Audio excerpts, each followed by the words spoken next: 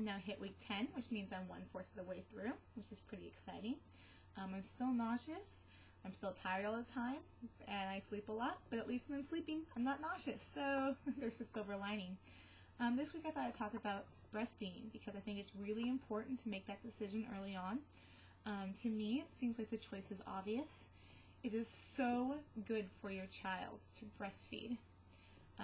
First of all, they're meant to breastfeed. Secondly, we give them antibodies that they can't get from anywhere else, and it really, really helps them. In fact, it helps them later in life. Everyone I've ever met who wasn't breastfed had a lot of horrible ear infections, were sick a lot as a child.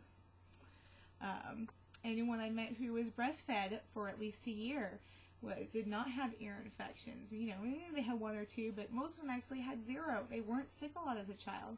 It's really, really important to breastfeed your baby for them. And then there's you. So, of course, you know, some women complain that their breasts aren't as beautiful afterwards, but I've seen some really good boob jobs when women are done with their children. And, you know, so you can go that route if you really feel like your boobs are that important. But when you breastfeed, you bond more with your child, which is always nice, and it helps you lose weight. Hello? Helps you lose weight. How much better do you get than that? I mean, everyone I know who's breastfed has lost the weight. Anyone who didn't breastfeed had a really, really hard time.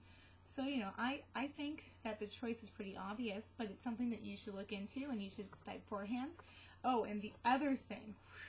So breastfeeding can be a little painful, but I've heard that women, you know, when you're not breastfeeding, the first couple of weeks are brutal because your breasts are very full with milk because you're making it for a reason, and they're very sore because you're not letting it out. So it just doesn't seem like a good situation to me.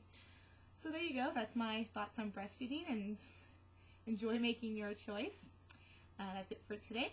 See you next week.